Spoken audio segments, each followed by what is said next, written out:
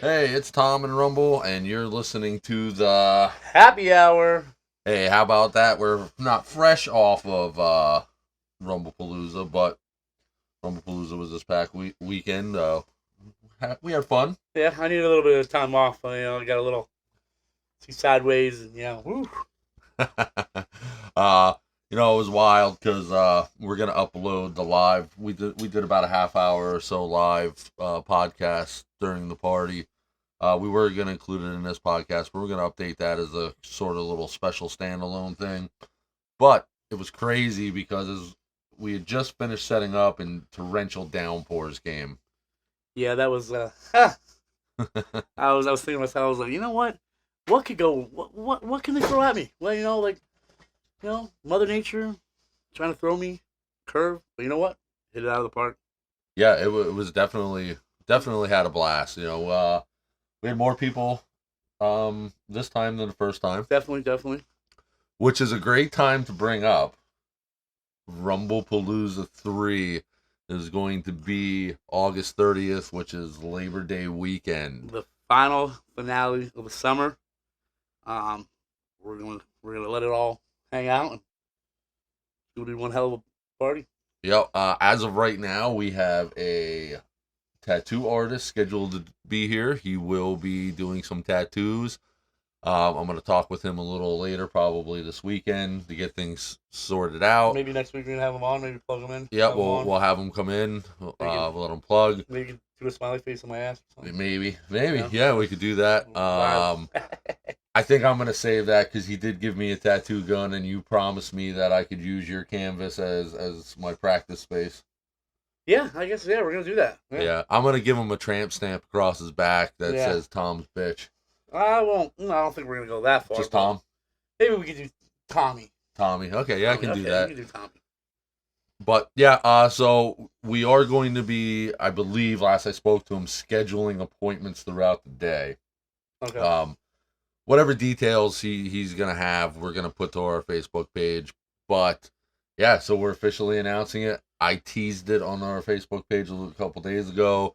Rumblepalooza 3, August 30th. Be there or be square. Definitely. Cool.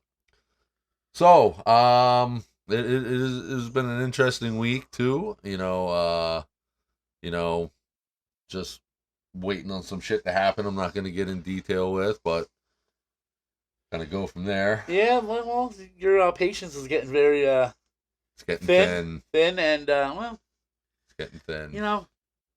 Good things come in time. And, right. We gotta hold back. Maybe there's a reason why things didn't pan out the way it was. Maybe you would have got on that, and we would have went out and ate shit, and No, it's just it is what it is. Take it with a grain of salt. And yep, I'm just excited that I have the opportunity to even be upset about. Right, and then everybody's at home is thinking like, "What the fuck are they talking about?" But you can't really go in. It's under wraps. Yeah, you'll know soon enough. But yeah, so one of the things that came up throughout the week or the end of last week, Megadeth retiring. Ooh, yeah, that was a shock. I mean, they're not that. I mean, they're old, but they're not that old. Same age as Metallica. What Mustaine is. A lot of the hired guns he has now are younger. I mean, they got. I mean, I would think they have a bunch of years still in them, but maybe Dave Mustaine's just like, you know what, fuck it, I'm done. I just want to. Maybe he wants to relax.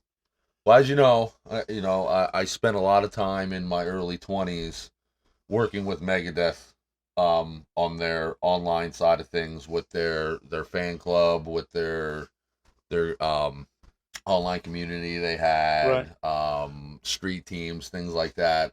Got to meet the guys in the band a couple different times. I still to this day know some people that still work closely with them on tour and stuff. And you actually met Dave Mustaine? Yes, twice. Wow, and that you want to tell them, how? Yeah, so we'll get into that, but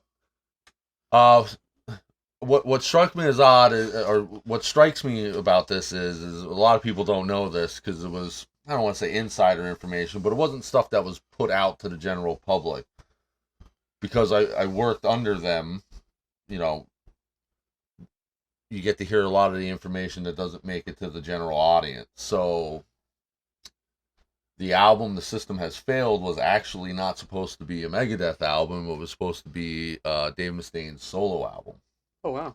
So Dave Mustaine does have somewhat of a solo side project outside of Megadeth already called MD40. Right. You know, it was a little bit more bluesier rock than what we're used to. And I'm saying this, I'm saying that to say this. I'm wondering if maybe he's going to revisit this solo project because Megadeth has been a revolving door of musicians in the past 15 or so years. Right. Dave is the only original member. Oh, my feet. Keep going. You know, Mustaine's the only original member now. Right.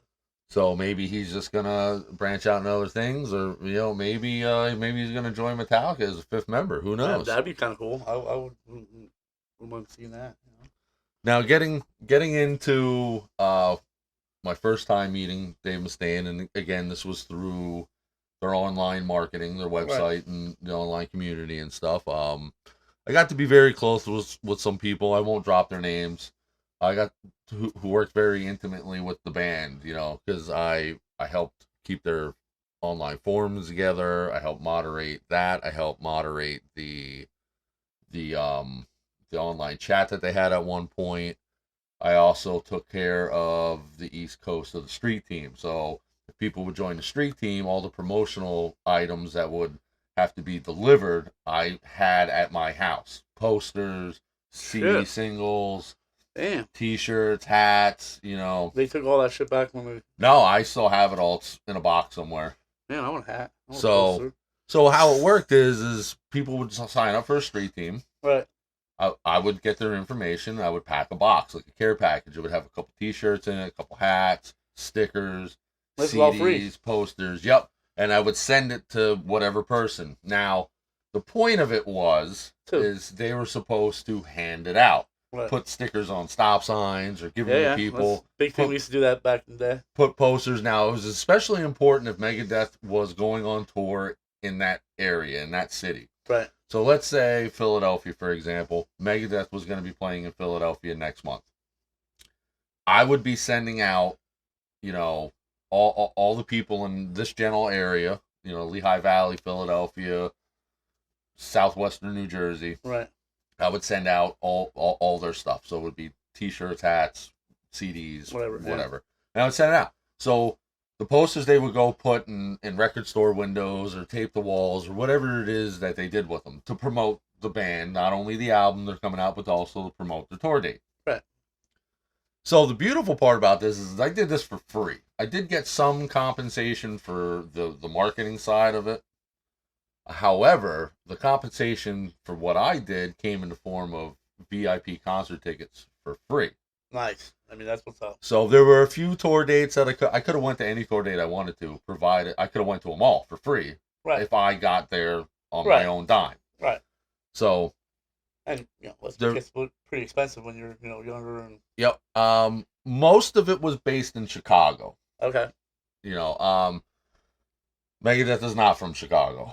Megadeth is split between Los Angeles, California, and Arizona. Most of their existence. So I a couple of the people that I knew online, I never met them personally prior to this point. They reached out to me and they said, "Hey, are you going to the Megadeth concert in Allentown? We know you're close to Allentown. Are you going?" Yes, I'm going. Did you buy tickets yet? No. Okay, don't. And there was a pause. And at this point, I'm thinking they're telling me Megadeth is canceling. Right. So it was followed up by "We're coming." You know, this is people of your crew, of your from Chicago. Yeah. Okay. Yep. One of them was very close to a band called High Speed Dirt, which is at the time was the premier Megadeth tribute band. Sounds weird. Bands in existence should not have tribute bands, but whatever. Right. You know, so I agree with that. she was coming, and one of the other guys that I got very close with online were coming. Hey, look, we have VIP backstage with your name on it, authorized. You get to meet the band, hang out with them backstage, like have a whole thing. Can't pass this shit up, okay? So at the time, I didn't drive, so I had to pay somebody to take me down there because it was only good for me. I couldn't bring somebody with me. Right. So I had to pay for somebody to take me down, and then halfway through the night, I secured a ride home. But I wasn't missing it. I wouldn't have cared if I would have had to walk home. Hey, I'm not a huge Megadeth fan, but look, I mean, I like Megadeth. I like them. Yeah. Don't get me wrong, but I'm not huge into them. Yeah. But I it was an opportunity to do things. Like I've always been big into music since I'm 11 or 12 years old, since I picked up a guitar for the first time. Any opportunity I have to have access to a professional musician, especially at 21 years old. Oh yeah, definitely. And it's Dave Mustaine. I mean, he's right. You say what you want about it. He's one of the premier guitar players of our time. He is. So, anyways, getting back into the story is I arrived there. I met with the two people. They introduced me to a few other people who worked on Megadeth. And this is at Croc Rock, right? Yep. Okay. So we met out front, right in front of the pizza. Right in front of the bar entrance. Okay. All right. So we walked through the bar, and if you remember, where was backstage at Crocodile Rock? It was downstairs. Downstairs. Yep. So we get down there, and there's other people down there, and I don't want to be like this starstruck, groupie kind of guy. Yeah. So I kind of just hung out. I was really having a good time putting faces to all the people that I knew from online. Right. And yeah, I knew what they looked like. We video chatted. We called each other and stuff. But it was really cool. Like, there was this one guy named Dimitri. He was actually a guitar player in High Speed Dirt. And I got to meet him. Phenomenal guy. Great guy. I doubt he's hearing us. You never know. But, pretty cool dude. And finally, the girl who invited me, who was the head of the whole online part of the thing, said, "I want to take you over to meet Dave Mustaine and Megadeth." So at the time, it was Dave Mustaine, Dave Ellefson, who's no longer there. I want to say, I can't remember now who the drummer was. I want to say it was Jimmy DeGrasso, who was somewhat local guy from the Lehigh Valley. I can't remember who else was there at the time. But I had an opportunity to have about a 25-30 minute conversation with Dave Mustaine and Dave Ellefson, and I ain't gonna get into that whole conversation. Dave is, in fact, an asshole. Oh, yeah? And I appreciate, he's not like the kind of guy who wants to be an asshole to be an asshole. He's an asshole because of his intelligence? No, he just doesn't, he says what he has to say. So he has no filter. No filter. No filter, no... So, and I don't want people to misconstrue, what they see him in the media. Yes, when he's in the media, he's an asshole. And yes, he says a lot of dumb shit. But, there's no such thing as bad publicity. Right. So... I would think he would be a asshole because of intelligence, he is a very smart guy. Because I heard he was very smart. Right. And this was sort of around the time that he became a born-again Christian. Okay. Yeah. So, he claims he was sober. I think he was, because he was way too fucking uptight to not be fucking sober. Right, do a shot, man. Right. Calm down. So, and we were just talking, and he said, this is his first time there, and, it was, how many times have I been there? And at this point, I've been there 100 times. Yeah. And he said, "I gotta ask you something. Does it always smell like cat piss and dirty jock straps down here?" Pretty much. And I said, "Well, this is my first time down here, Dave. I really don't know. But I'm curious to know how you know what dirty jock straps smell like." What did he say? He put his hand on my shoulder like this, and he said, "Some things just never leave your home." So that was the first time I met him. Nice. And Croc Rock, every time it smelled like that. Yeah. I think I had a problem with the sewage. I don't know what it was, but I remember at one point I went to a show and there was sewage down there. It was leaking. It was terrible. It's fucking horrible. The thing I loved about Croc Rock is you could get an experience there, and I'm sure there's other venues, but you could get an experience there that you can never get anywhere else. It's small and it was personal. How many bands that I met, not in the concert hall, but in the bar. Yep. You know, I played pool with the lead singer of Warrant before he died. You know, Janny Lane. I think it was Warrant. There was a bunch of bands there, but the guy's name was Janny Lane. I played pool with him. You know, I met the singer Killswitch Engage. I met Clutch. I actually talked to Neil and Tim. Yep. And there for a while Tim was a friend on my Facebook, and I was so proud of it.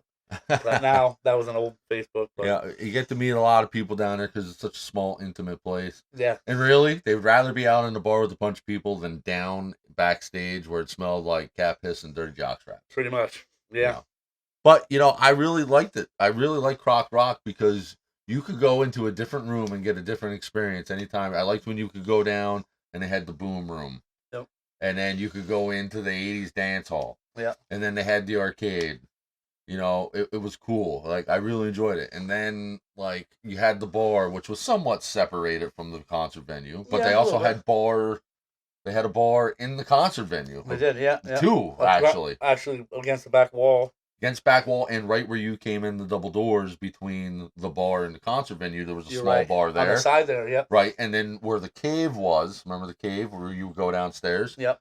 If you would come in the side parking lot entrance, the bar started and ran almost the whole length to the stage. I almost forgot about that. Yeah, you're right. And then a little bit later on, outside the garage doors, they started opening up the garage doors. There was like a tiki bar thing out there. Yeah, because I remember it was like one of the Hurricanes was at a Clutch show where they canceled one in Jersey or whatever, and that was like it wasn't their hometown show, but so if Clutch plays Lancaster because they're from Maryland. So anywhere like Lancaster, Philly, like they bring a lot of their home crowd from Maryland up with them, and so they canceled it like a few. So it was at Croc Rock. Well, they combined.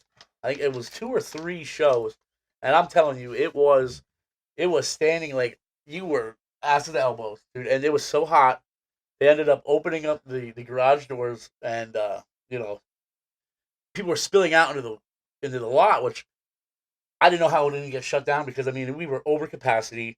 We were then it's late at night and now we're out the garage doors open. Clutch is playing. It's like it wasn't the better. I mean I've been to damn near close to probably 20 Clutch concerts, so it was probably one of the shittier ones I went to, but it was an experience. It was whew.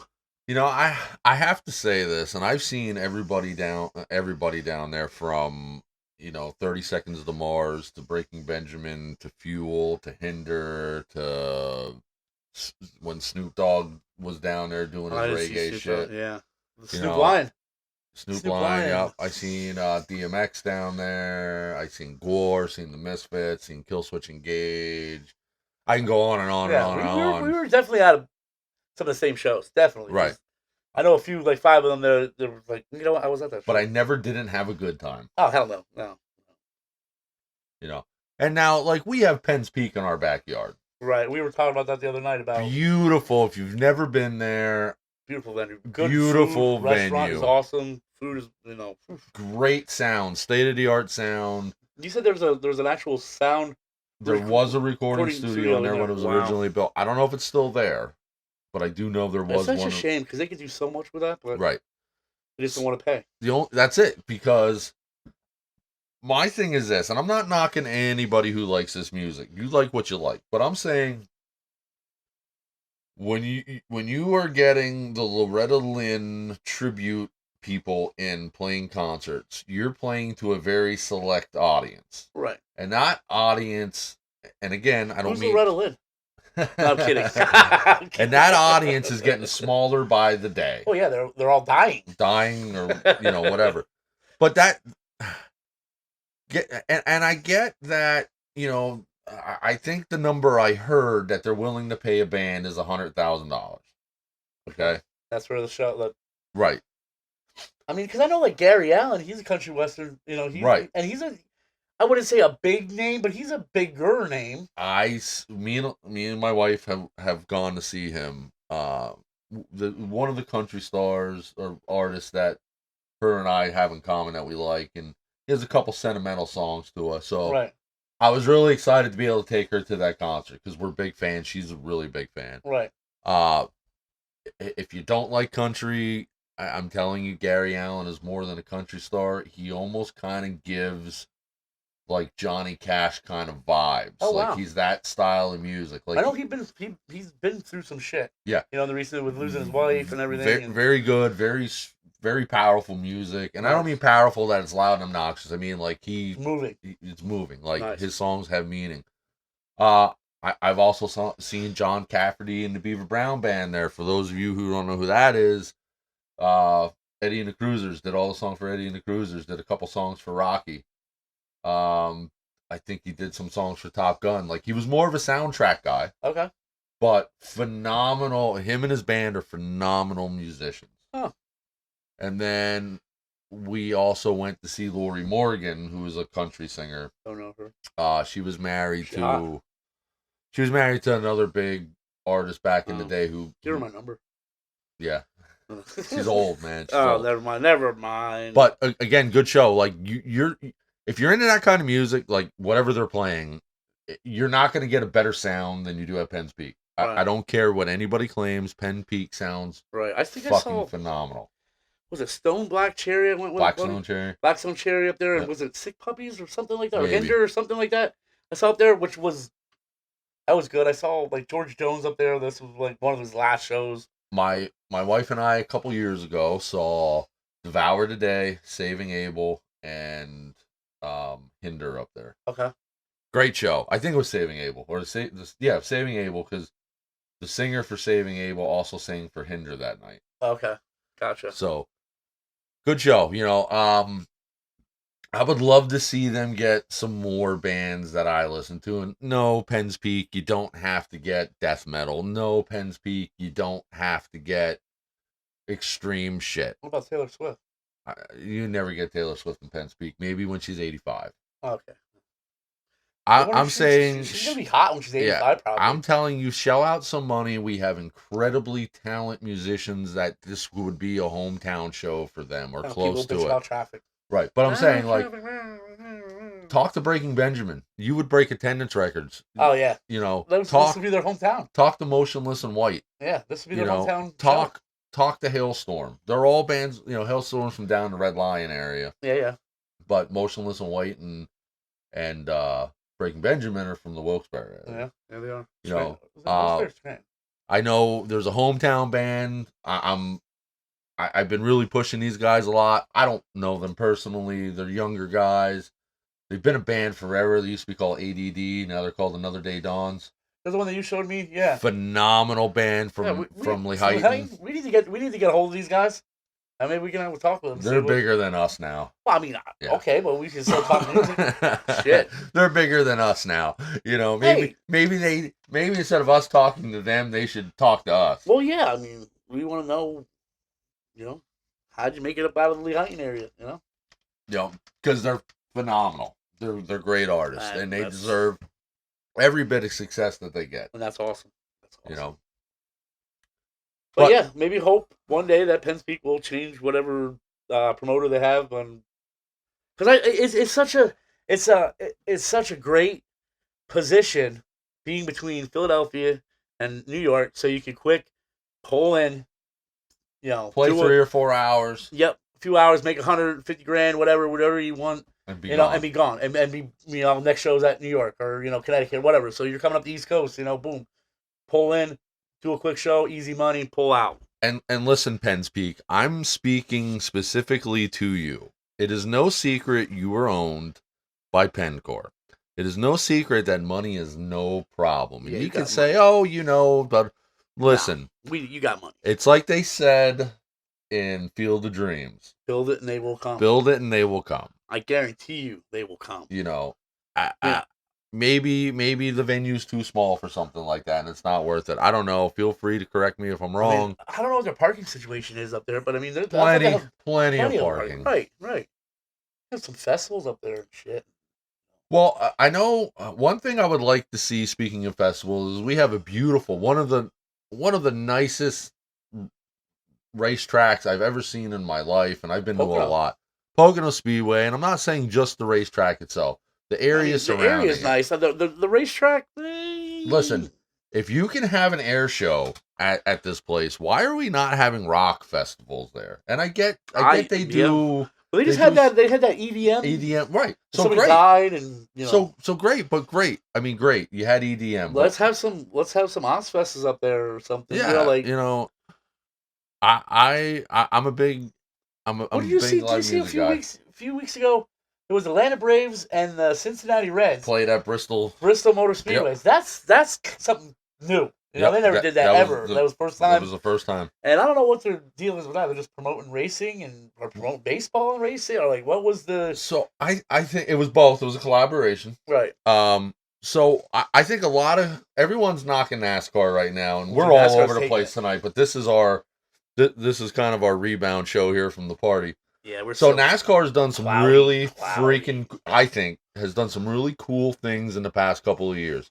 First thing they did is they had the Clash in the LA Coliseum. They built a 1/4-mile track in a football stadium. That was pretty cool. I do like that. Then they took the downtown Chicago for the street race. Was awesome again. They went to where did they have the All-Star race this year? It was an old track. Wilkesboro. North Wilkesboro. Wilkesboro, yeah. All right, so cool. And they took that track from being, it was damn near weeds overgrown. I hear the rumor, or maybe it's Junior confirmed. Was big time in the dealing with that. I hear they're going to be doing the Clash at Bowman Gray this next season. Wow. Next season, they're running on an Air Force, or not the Air Force base. Yeah, they're running at an Air Force base. Navy base, wasn't it? Navy base. Where the Navy SEALs train. What is that called? Yeah, I think the Navy SEALs. I'm gonna look this up now. It's not Pendleton. I think it's the one in San Diego.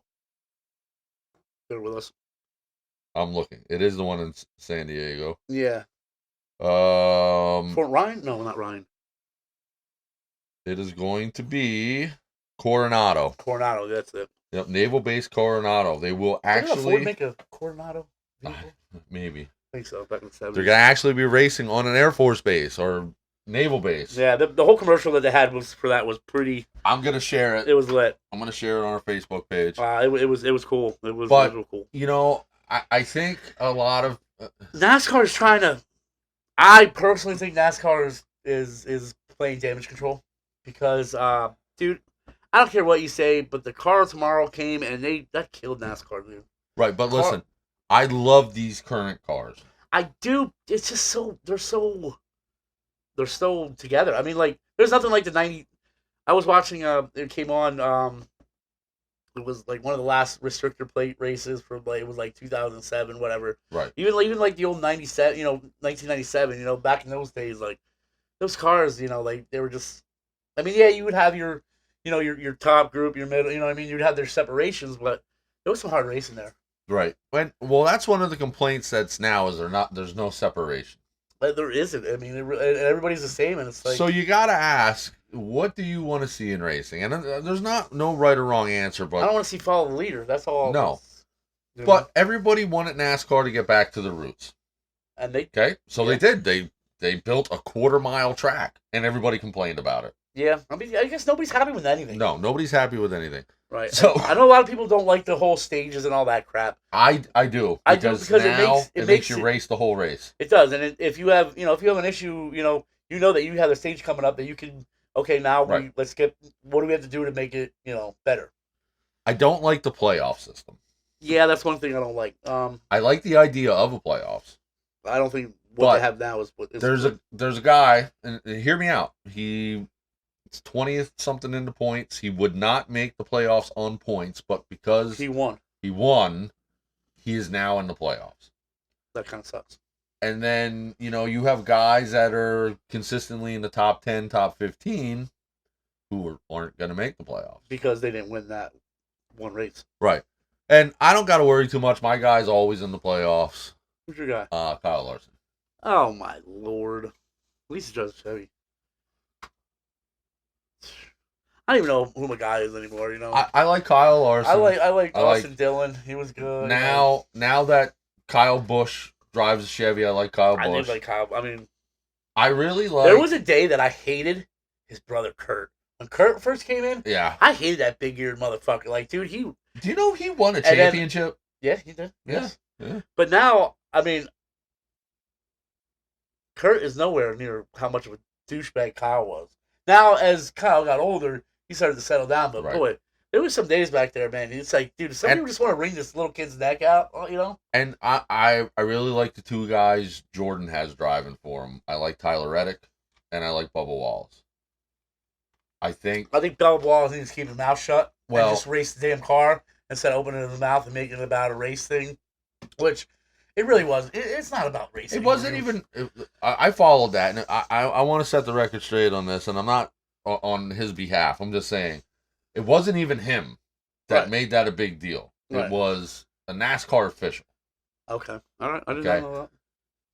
So I think a lot of things have to happen in this in the sport, because let's face facts. Okay, when you think of a NASCAR fan, you think of a hillbilly redneck drinking a beer, slapping around his wife, kicking puppies.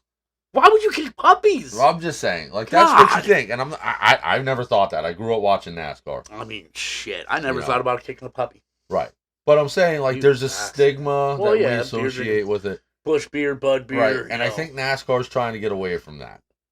they are. So there's some changes, unpopular changes that need to be made in order to make it more It ain't about the good old boys anymore. mainstream. No, and it's not, and it hasn't It hasn't been for 20 years. And that's not anybody's fault. That's No. just change. Change. And people, everybody, nobody likes change. You know, nobody Right. likes change. You know? When you start killing off your most popular drivers, or maybe not popular, but You're saying they killed off Dale.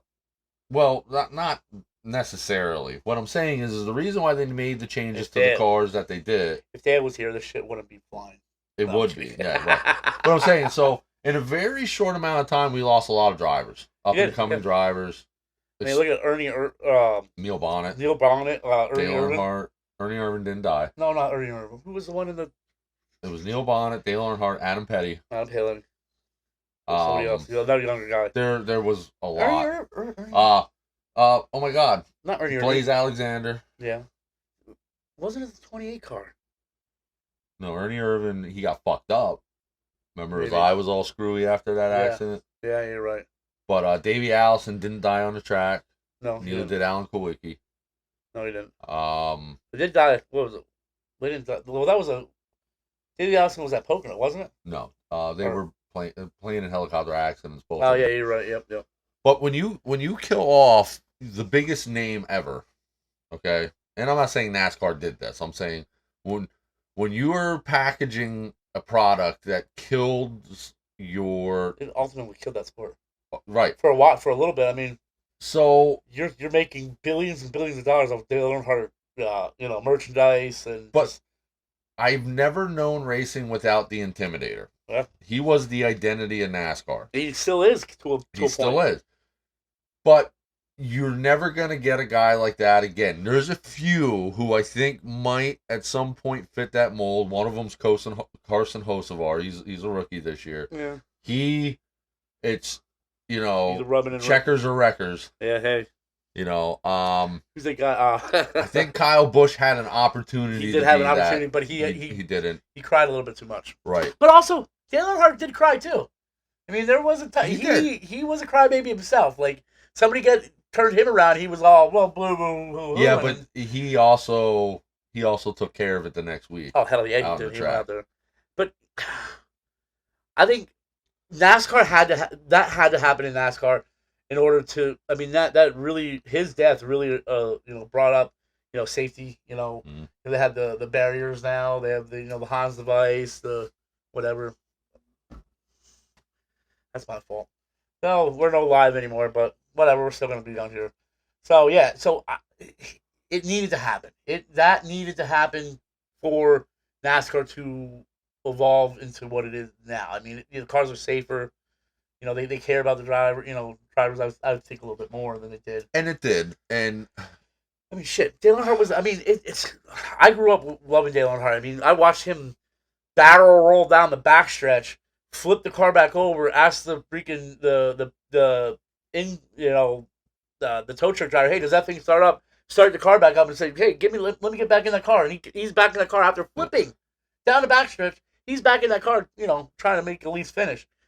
And the way that crash happened, it's like that was nothing. It looked like it was just a quick, but Right. My favorite NASCAR driver of all time was Dale Earnhardt, but I do have a couple guys that I really liked throughout the years. First and foremost, how could you not like Mark Martin? Good guy. Never won a championship. Probably the best driver NASCAR has ever seen. I don't care. Aside from championships, the most consistent driver I've ever seen in NASCAR was Mark Martin. Clean. He will do everything He will do everything in his power to stay clean and not. He won't do anything dirty. Right. He is very clean. I like Will Borton. On the opposite side of the spectrum, one of my ever favorite drivers was a lot of his fans refer to him as Mr. Excitement, Jimmy Spencer. Pennsylvania guy. Berwick.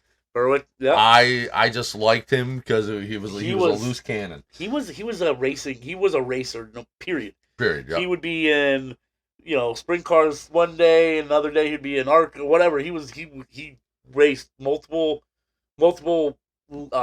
classes or league. Whatever. Well, that's my draw to Kyle Larson.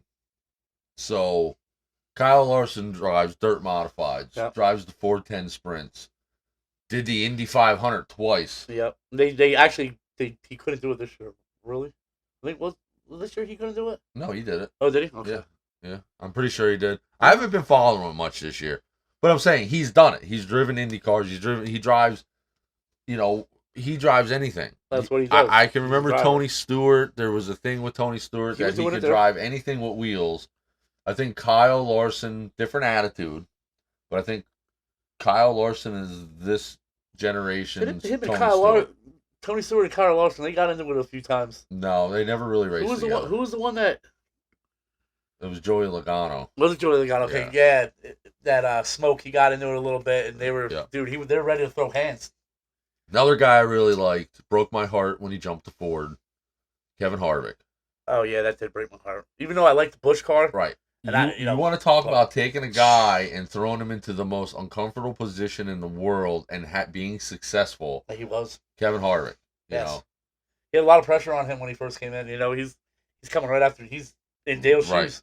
In Dale's shoes. And he did well, but then he went to Ford. And then I think, not because it's Dale Sr.'s son, but because I think Dale Jr. has done more for NASCAR than any other driver. But won a championship. Since he's been retired. Yes. He is consistently on TV with NASCAR. He has a podcast about NASCAR. Is awesome. He works with iRacing. I think he is single-handedly keeping people engaged in racing. He was the number one person that actually brought us the North Wilkesboro. Yep. That race, that happened. I mean, they took that track from me, and it was condemned. It was weeds growing all over, and they slowly started. They did the laser. That thing that they laser scan the whole track. Every little nook, cranny, bump. Everything. And I'll tell you what, he's done a lot. I don't see. Part of me thinks that Dale Jr. was never his dad. He never wanted to be his dad. Like, he was always in his dad's shadow. Like, he was he was cared about. When he was younger, he was in the bar scene, but he was doing what he knew his dad wanted him to do. Right. But I don't think his heart was really in it like Dale was. I think it was until his dad died. And how can you continue doing something that took your best friend, your hero, and you're continuing to every week go out there and do it, knowing that is what took your best friend, your dad. I think there was a series of events that unfolded that led to him just not wanting to be a driver anymore. Teresa was a part of that with the whole Dale Earnhardt Incorporated. The first thing is, having your father die at a race you raced in, knowing that he potentially died keeping you in second position. Yeah. I mean, he wanted his cars to win. Yeah, if he wanted to backed off and he was sandbagging, we all saw it. Second thing was the whole fallout with DEI. That was heartbreaking. That was okay, because I'm sorry, Teresa never was interested in racing. I don't care what anybody No, says. she wasn't. She was in the. You can see it in her body language. You can see it in the very couple interviews she's done. She didn't. She wasn't She wasn't passionate about it. To her, it was how much money I can make. How quickly did it fold after Junior left? Real quick. I mean, was it 2 years? Not even. Yeah. I mean, really, it was maybe a year. I think Ganassi bought in on it for a while, and then Ganassi took it all. Yeah, I mean. So, I would and think they had some good drive. They had Steve Parks. No, they didn't have him at the time, but he was already gone. But they had decent drivers. It's not like they didn't have shitty drivers. They had good drivers. I mean, personally, I like Steve Parks. I thought if you were an up and coming driver, would you want to drive for Dale Earnhardt? Fucking A right. Fucking A right. Right, because Dale Earnhardt at that time, he wasn't winning as many races as he was, but he was always a contender. Hey, always. Right, so he had Childress backing, Richard Childress Racing backing. Yep. The biggest name in racing with Dale Earnhardt. Yep.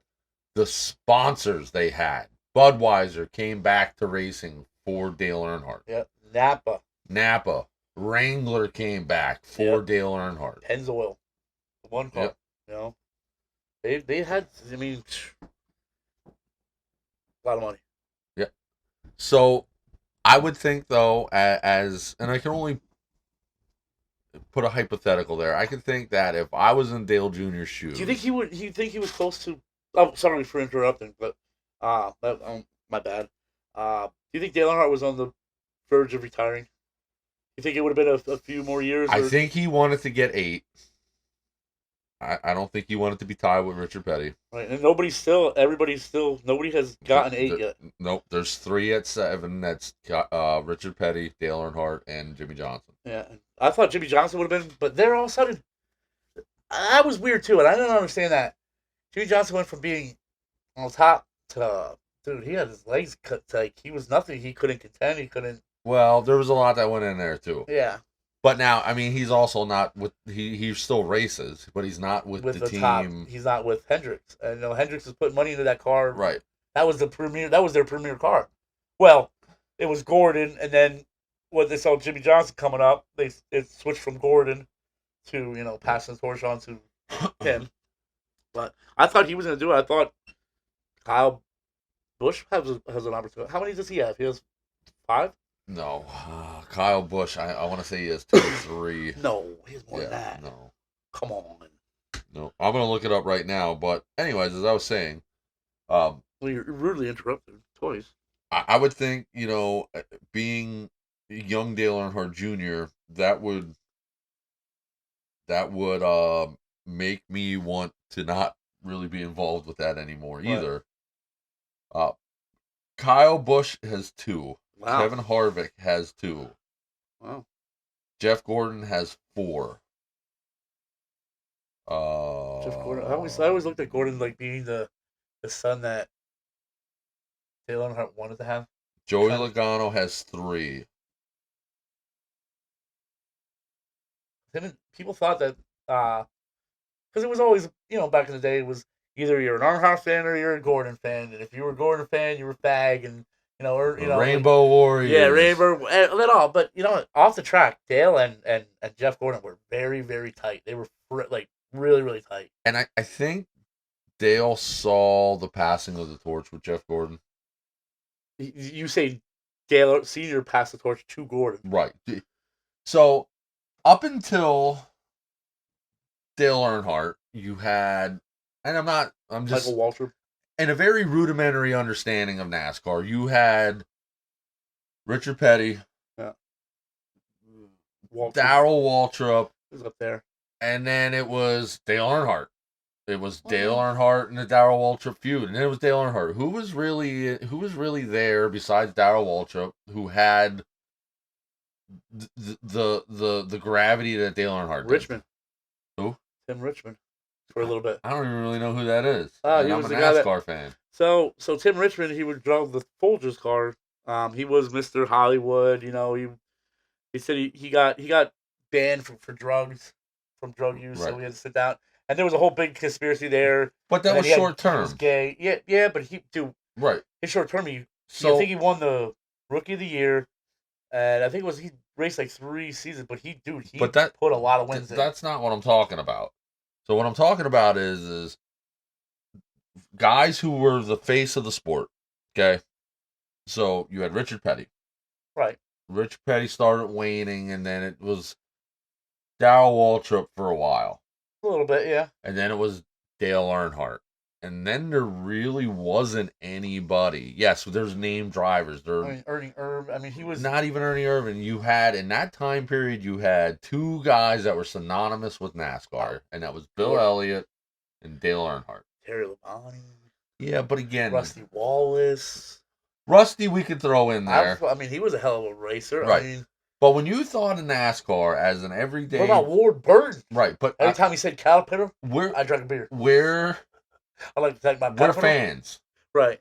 So guys who are not fans and looking at it aren't going to know names like Ward Burton. Yeah, I liked him. Or cool. Tim Richmond. They're going to know names like Darrell Waltrip and Dale Earnhardt and Jeff Gordon and Jimmy Johnson. Right. So that's what I'm saying. So yeah, I mean, they were the mainstream. They were the main. Right. They were the face. So that's what I'm saying. I'm not saying there weren't a lot of great drivers. There were. We can go on and on and on and on and on. You know, I think Ernie Irvan was a fantastic driver. I liked him. I really liked him. I thought he was going to do more than he did. Right. I don't know what happened there. His life thing. Yeah. Who drove the? Oh my God. Who drove the 4-car back in the day? Sterling Marlin. Sterling Marlin. Yeah, he was the one that killed Earnhardt. He didn't kill Earnhardt. Well, you know. Well, what about? He got a lot of death We're not even talking about Ken Schrader. Oh, I love Ken Schrader. You know that guy, Ken Schrader. Tell you what, he is a stand-up guy because he knows exactly what happened in that car, and when something. Me personally, I don't think his head was on. I think his head was completely off, or his eyes were popping out, like something with that much. There was something definitely wrong. Yeah, because you saw in his face, you knew it was, and to this day, he's kept that secret for Dale and the family. He's not, and that's a classy dude. He's definitely he was Dale Earnhardt's friend. You know. I think it's really cool to see this whole thing come full circle because Dale Earnhardt Jr. has Junior Motorsports. Yep. And he put a car in the Daytona 500 this year. Yeah, I think I want to see him do more. I would love his what is it? There's a young kid that's out there racing right now. He is the 4th generation or 3rd generation Earnhardt. Oh, Miller. The Miller, the little young kid, dude. He's winning, dude. So that's Dale Jr.'s nephew. Okay, so it would be his sister's kid. Okay, I think it's Kelly's kid. Okay, because I forget what he has a nickname. They call him something. Oh, whatever. But he's doing really good. He's just like his granddaddy. But it's really cool to see Dale Earnhardt Jr. be a successful team owner, even if it is in the Xfinity series. There is nobody that can touch Junior Motorsports. No. Yeah, you might not win them all, but nobody can hang with them guys. He gets the best drive. Maybe they're not even the best drivers. Maybe they're just good enough to be in a good team. He has the technology. He has the money backing him. I mean, he is. And then to see him put that 40 car in the Daytona 500. Yeah. To me, it held some emotional ties to it because that's the race that killed his dad. Right, and his dad was up there. And to put your car in the race, you know. I still remember that. It was what? That was 2001. 2001, yep. And then when they came back around for the All-Star race. Was it All-Star race? No, it was the night race at Daytona. The night race at Daytona, and the way Junior won. Yeah. And it was like, oh my God, like, dude, it was. I always thought, was that fixed? Was it, but yeah, I don't think it was. I think that he really drove the car. He drove the wheels off that car, and he won. Maybe in the 80s and 90s you could fix a race, but now with all the telemetry and shit, all the money that's on these cars, you can't. Yeah, somebody would get a little bit of wind. Oh, he had an extra gallon of gas in his line, whatever. No, that would have got people done. I used to think anything that somebody can make money on is fixed or rigged in some way, and I just don't believe it because there are way too many. And I'm talking NFL, I'm talking Major League Baseball. There's a big thing going about the NFL is all staged. It's all like a big. I want to tell you something. I don't believe in that. Do you know why? There's only one reason why the NFL is considered sports entertainment and not a professional sports entity. And This is fact. That's like wrestling sports entertainment. It all comes down to the amount of money you pay in taxes. If you're sports entertainment, you pay less taxes than you do as a non-profit league or a profitized league. Okay. That's what it is. You have games, and okay, listen, you and I played football. football. The mob calls up and say, "Yo, don't kick that field." You and I played football. Yeah. And many of the people listening to this have played football. Yes, there are some really blatant calls that are missed or calls that shouldn't have been called, but I'm never seeing anything typically in a game that would really matter for that, where a game-changing bad call is made. I don't see it. As an observer of the game, who has the knowledge of the game, who has played the game. I mean, Cam Newton. When did he go for that fumble? Yeah. They just let it like bounce around, and then he's like, but they were losing that game anyway. They were by a little bit. No, they wouldn't have won that game. They wouldn't have won, but that's just right there. I mean, dude, the ball is right there. You, Mr. Cam Newton, I'm a Carolina Panthers fan, and we all know this because we put it out there before. But dude, Cam Newton's the same guy that leveled Brian Urlacher, in his rookie year. And he's not going to go down and get that ball. But my point is this: he gave up.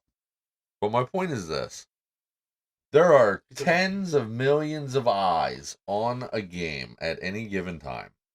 All right? God, more. Do you really think, and let's be logical here, do you really think that they can pull the wool over that many people's eyes? No. And most of the people that I see complaining about things that go wrong in games never even played a game or never played. They don't have a complete understanding of the game. Could be like high school wannabes. Listen, I remember back in that day we got 5 right. Down. So I've seen bad calls at the high school level. Oh yeah, terrible calls. Oh, I've seen bad calls at the college level. It happens. Do you think you're not going to get bad calls at the professional level? You should get less, right? But you're the elite. I haven't seen a game-changing penalty in a long time, and I know the Eagles fans are going to be like, "What about that pass interference call a couple Super Bowls ago?" Yeah, well. Listen, it's pass interference. We all know that was pass interference. He grabbed the dude's arm in his jersey. It's pass interference. The problem I had with it was bringing him down to the one. It wasn't even that. Is they were letting them play that and not calling that pass interference until later in the game. Yeah. So while consistency may be a problem, but that whistle blown. Yeah, a penalty. It was a penalty. You can't even argue that it was a penalty. Yeah. What the argument is and should be was, okay, both teams were getting away with it, and yes, both teams were getting away with it. And I'm an Eagles fan, die-hard Eagles fan. Both teams were getting away with it for 3.5 quarters. Yeah. Okay. Now in the last couple minutes of the game, we want to change that, and you can't complain about it because yes, it was pass interference by the book, but we didn't call it all game. Yeah, and then all of a sudden now you did. And maybe this one was a little bit more obvious. Maybe they were paying a little bit more. What do you say that about the Eagles? I got a call from the Eagles. They said their line sucks. They wanted me to suit up and lineman. I said you know what? Nope, no way, Jose. You're a bunch of bums. That's what I told him. I said, I will not suit up for you, you bunch of bums. The Eagles have the best offensive defensive line in the league. They ain't calling nobody. People are calling them. Yeah, we'll see. We'll see. I think the Giants and Russell Wilson's going to give you a run for your money. You see that pass he threw? Like 80 yards. Yeah. Like a bomb right in the hand. Listen, even a broken clock's right twice a day. Oh, here we go. I'll tell you what. I like Russell Wilson being on the Giants than, Brandon Jones. Who the hell was him again? Where's he at? Where'd he go? Daniel Jones. That's Indianapolis, by the way. Yeah, well, he's not going to do anything there either because he's not a quarterback. Well, he's starting. Starting on my nerves. But honestly, here's the team that I'm worried about. Carolina Panthers. No. Straight up, they're gonna get in the playoffs. I'm telling you, I will put $5. I'll put $20 right now that the Carolina Panthers will make the playoffs this year. Okay. I'm not taking the bet. Come on. I'm just saying. In the NFC, the team I'm most worried about Redskins being a sleeper team is the Washington Redskins. Yeah, I don't even think they classify as sleeper anymore. They're a young team, but they got some good talent. I think they're going to make some noise this year. Definitely. I Now, think the Eagles are. I'll give the bums this. They are the team to beat. The Eagles are the team to beat. They got that other. They got another wide receiver. that Meacham, yep. Yep, Meacham. I know AJ Brown's gonna be out for the first 3 or 4 weeks. No. I'll look it up. He has a hamstring tear. He's gonna be out for the season. No. Yes, look it up. I don't know where you're getting. There's only one receiver injured. Look it up right now. I looked at it all today already. And AJ Brown is not scheduled to his first 2 weeks. He's gonna be out. He has a hamstring. Yeah. Yes, I know. I looked it up. I'm looking at it right now. I think it's 3 or 4. Maybe 2, 3. No, he's not on the injury report at all. The only person that is a receiver that is on the injury report for the Eagles right now is Johnny Wilson, who was like 5th wide receiver. Well, I'm telling you, No, I think you're getting bad news from somewhere. But, damn fucking AI. Yeah. You gotta watch. But I think I was talking to a couple Eagles fans that I know, and I said the Eagles are in that 3 to 5 year window right now. You have to win as many Super Bowls as you possibly can in the 3 to 5 years. What, do a dynasty? You're trying to do a Well, dynasty, right? no, because after that, you guys are gonna be. after that, you're starting the rebuilding process again. Right. And that's where Carolina's at right now. Carolina's. Yeah, but rebuilding shouldn't take more than a few seasons. Hey, we had some bad. The Carolina Panthers are looking more like the Cleveland Browns than Absolutely they are. not. No, than what they I see. are. The problem is their owner.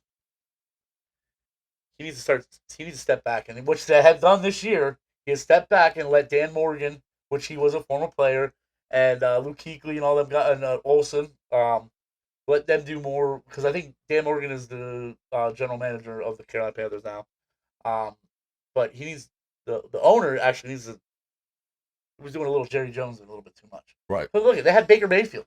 And they don't give the quarterbacks time to adjust. Like they had They had Baker Mayfield. They had Sam Dawson or Sam Donald, whatever. I don't remember. Another great quarterback. I can't tell you. They have so many quarterbacks that came in and they just give up on him. Sam Darnold was never a great quarterback. He was decent. Decent. I think what happens, and this is one of these things that takes time. So the Eagles were just good enough through these years to look like they were a good team. So Philly kind of lost their identity for a while, at least on offense, after Donovan McNabb. We kind of went through the quarterbacks then. We had Jeff Garcia, we had Michael Vick, we had, there was I think Michael Vick was good. He was good. Right. There was a bunch of different guys who stepped in and played quarterback for the Eagles in those years until we decided Jalen Hurts was the guy. No, before that, who did you win the Super Bowl with? Before the first one, Foles, yeah. But then you got there by Carson Wentz up until he Foles got hurt. Right. So you got to give Carson Wentz. You got to give him his props too, because he's. I do, but I was never a fan of his. He's an inconsistent, sloppy player. He's just an inconsistent bum. Right. That's what you were trying to say. But what I'm saying is this is sort of what's going on with Carolina. They don't have an identity. They are. I mean, I think that this year they picked up a bunch of good wide receivers, and they got that Coker tight end. It's gonna be great. Bryce is gonna be good. The other part of it is, and this is going to Cleveland. Fuck Cleveland. Right. Cleveland has 7 quarterbacks on their roster right now. I don't even know what they're gonna do with them. Right. I mean, Cleveland's always been like. Cleveland always has that team. They always had the good draft picks, and they just don't pan out. Listen. Having top 5 draft picks every year is not a good thing, because that means you suck every year. And then their facilities suck too. Then because they can't develop, the guys can't develop. Here's my thing with Cleveland. I think there's a lot going on in Cleveland. I think their scouts suck. I think the front office sucks. I think. Whoa! There's a lot of Cleveland Brown fans out there. That's fine. Piss them off. I have nothing against the fans. You're probably sick of your team losing too at this point. Maybe. Yeah. You know what I'm saying? Like, Johnny Manziel. That was a man. Johnny Manziel. We all thought him. I want Cleveland to win. They were my underdog team. If I would ever not like they were loaded there Eagles, too for a while. They had like Chubbs. They had they were loaded. If I was to ever not like the Philadelphia Eagles for whatever reason, I would be a Cleveland Browns fan. Would you? Yes, I would. They're the team that I'm just not a big Eagles fan. I just don't. You know, but my thing is that entire organization does not know how to football.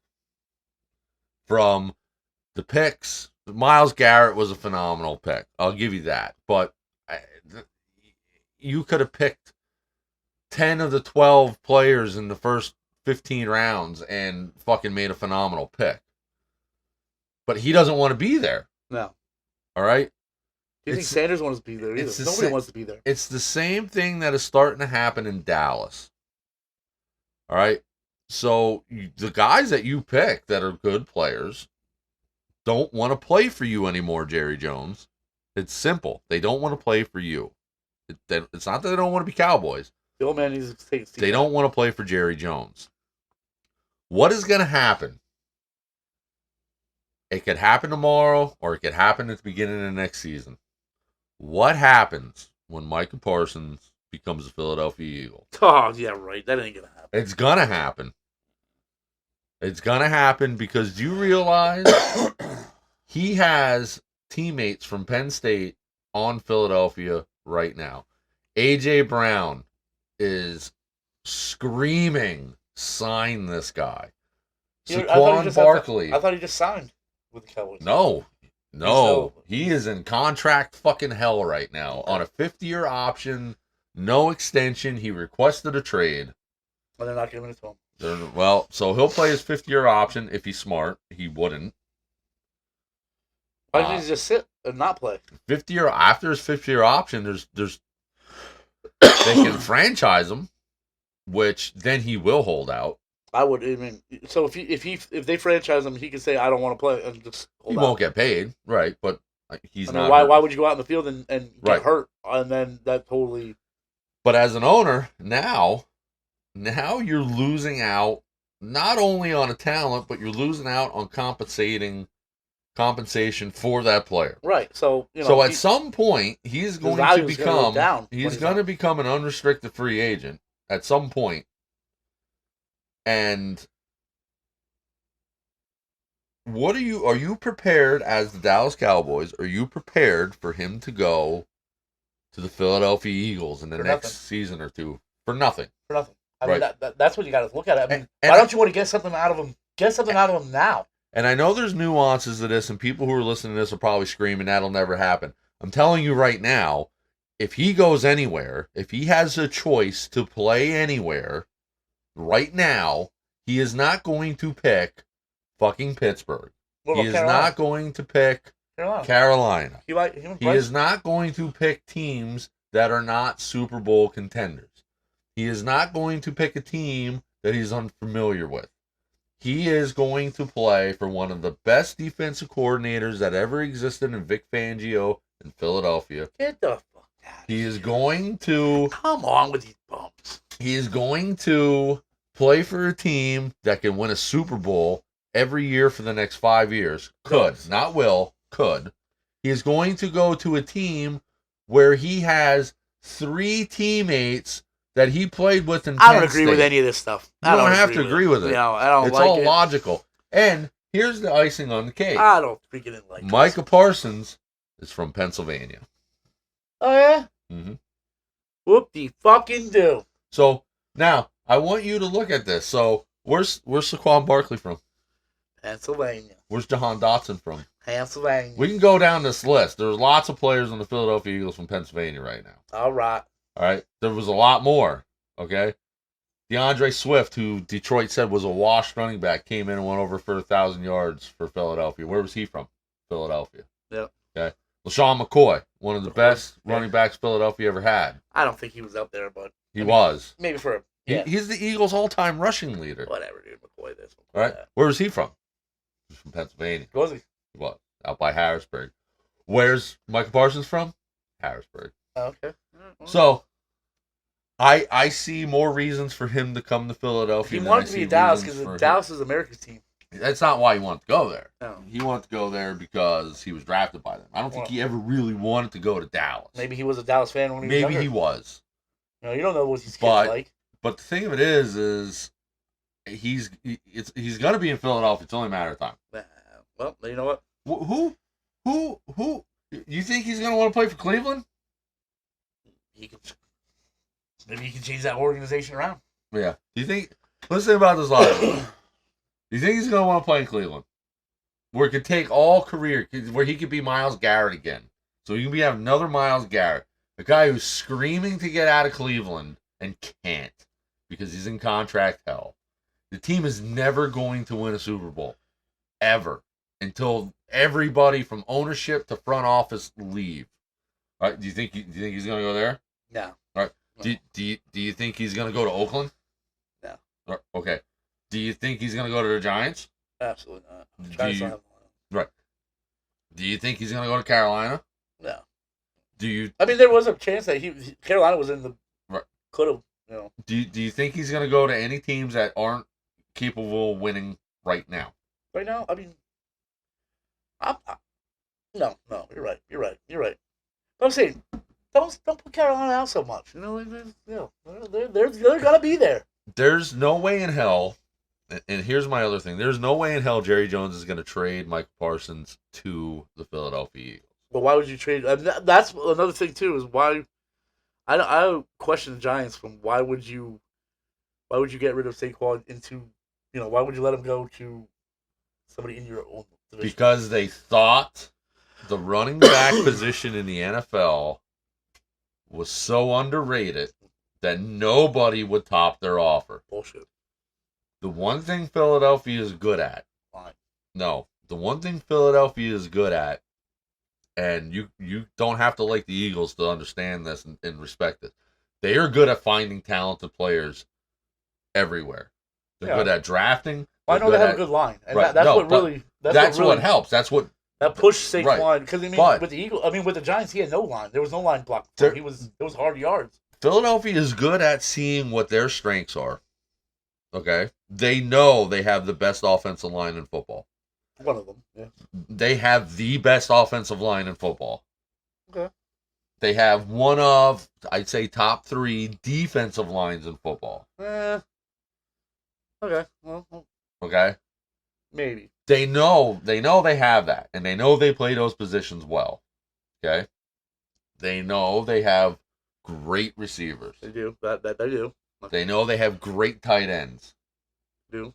Okay? They know they have a quarterback that can throw when needed and can run when needed. He's a bum, though. So now you put Saquon Barkley in there, you can only cover so many people. You're right. No, I give him that. And that's why Philadelphia looked the way they did last year. Saquon made it look easy because when he was with the Giants, those were hard yards. Yep. Those were hard freaking 3, 4, 5 yards. You know, like he was getting smacked up all the time because he had no blocks. The Giants played poker with Saquon Barkley. And they lost. Yeah. They did. And feel about it as you may. And Giants is Saquon's favorite team. That was his growing up. He always wanted to be a Giant. Well, he was a free agent, so he could have resigned or he could have left. Yeah. Again, this is one of these things where if you didn't value, and this is loyalty. I have a lot of respect for Saquon Barkley. So he actually is a decent human being. This is why I say loyalty is sometimes a dangerous thing. Because they expected Saquon to be loyal to the Giants. But they weren't loyal to him. But they weren't loyal to him. Exactly. Sometimes loyalty is toxic. True. You know. So, and that's exactly what happened. They didn't think. They hedged money. They put all their money on the fact that nobody was gonna pay that. Would give a better offer than them. And Philadelphia said, hold my fucking beer. Okay? Yeah, I hate them though. They're such a bums. You know, so bums. Why? I don't know. I don't know what inside of me, but every time you don't hear about their players getting in trouble. I don't, and which is great. I mean, I gotta give them that. They have a passionate coaching staff. Yeah, the fans have rabies. I don't like the rabies fans. Well, right. I'm a fan. Well, you know what? Stay over but I there, don't have buddy. rabies. Stay over there then. Right. Better have your shots up to date. They have a good front office. They have a good owner. They do a They have a lot in good the order. community. They do. The whole thing is the I whole know. Santa Claus. The whole Santa Claus That really was pisses in me the off. 80s. I don't care. Were you okay with it when they hit the Eagles head in the coach, or when they hit the Cowboys coach in the head with a snowball? Were you okay with that? Jimmy Johnson? No, I like Jimmy Johnson. He's all right. Ah, He's all right. What did he ever do to them? he beat him a lot Well, back then. I mean, yeah. I mean, that's what Evan Smith and Troy Aikman. So I didn't know we were going to be a sportscast podcast. We're about everything. Everything. But, that's awesome. I like Yeah. that. I'm really, tonight, I don't even know what's the score of the Carolina and Steelers game. I don't know. We don't have the phone. Well, we're gonna give you a live update here, and I promise you, it's probably not Carolina. And who's starting quarterback? Who quarterback for the Steelers? Carolina is not winning. What's the score? It is 13-10. Right, so we're in there. Is Rodgers playing? Did he play any downs? Probably not. He's Yeah. probably not going to play the whole preseason. The guy is He's old. washed up. He's washed up. I don't know. Do you see his numbers last year? He's not washed. Who was he playing for? The Jets. Yeah, okay. If you could throw for almost 4,000 yards with the Jets, And where did they get them? well, because the Jets as a whole suck. They're another team that needs. He should have just wrote it out, dude. Just wrote it out. He should have. He's gonna be one of those people. And what's gonna happen if he goes out there and what was the he gets hurt the first game again? So listen, last year, Aaron Rodgers, Was the it Jets. 2 years ago? Last 2 years ago, he went first, got hurt, right? first couple plays of the game. Yes. Yeah. So last year, okay, at 40 years old, Okay. his 18th or 19th year in the NFL, Right. threw for 3,897 yards, Okay. 28 touchdowns, How many interceptions? 11. Stay corrected. That's some Okay. that's some decent numbers. Decent for a 40-year-old. So yeah. So and I'm only saying this because I'm a fan of the game. I think Once you're that 40 years old, it's hard. yeah, once you hit 30, it starts becoming hard in the NFL. I mean, those hits start hurting a little bit more, and Right. yeah, But- I give it to him. Hey, hats off. But by all means, if Pittsburgh can give Aaron Rodgers the last hurrah and take him deep into the playoffs or the Super Bowl, look, I'm not going to have any hard feelings about a Pittsburgh Philadelphia Super Bowl. I think this was a Pittsburgh Hail Mary. I mean, they're gonna look awesome if he does really good, or people are just gonna be like, oh, whatever, they give him a chance. But what better team to play Philadelphia in the Super Bowl? Was there ever a Pittsburgh and a Philadelphia No. Super Bowl? No. That'd be like the Turnpike. Instead of the Subway Series, that'd be like the Turnpike Series because you have the Turnpike, the East West, the 278 or 276. Get the fuck out! Hey, let's say it, put it on now. But This year might be the Turnpike. I think teams have figured out Kansas City. The Yeah. Eagles made them look really fucking bad. They did. That was. It was what, 38-0 at one point? It was pathetic. Yeah. It was like they were crying. Yeah. Like they smacked them in the mouth hard. And I'm saying this as an Eagles fan, not to rub it in, is because I don't think we had the greatest defense last year. No, I think you did a lot more. There was a lot more upgrading than this all season. Right. So I mean, it's good. I know a lot of people are looking forward to the opening day. well, First game. I'm looking forward to it because we got Dallas first game of the season. Yeah. Well, I'm looking forward because I wanna beat you and your cocky kid. I'm gonna go on now. I'm gonna beat you and your cocky kid in fantasy. Well, I'm gonna be the winner because I'm the best there is, the best there was, the best there ever will be. Because that's. Did you join the new league, the Yahoo I think so, I one? did, yeah. Because something with ESPN was giving them a hard time. Yeah, I heard. So now you did join the Yahoo one? I did. So, and did you see my name? What is your name? Lamb of Goddard. Oh wow, that's pretty gay. No, because Lamb of God. Yeah. And the Eagles tight end is Dallas Goddard. Oh wow. You know what mine is? Creeping Death. I thought it was gonna be you bums. Yeah, it should have been Eagles suck, you bum. I really like that guy though. The baseball guy that goes sits out there in Giant Stadium and goes, you bum. I like it, yeah. You look like you eat corn the long way, you bum.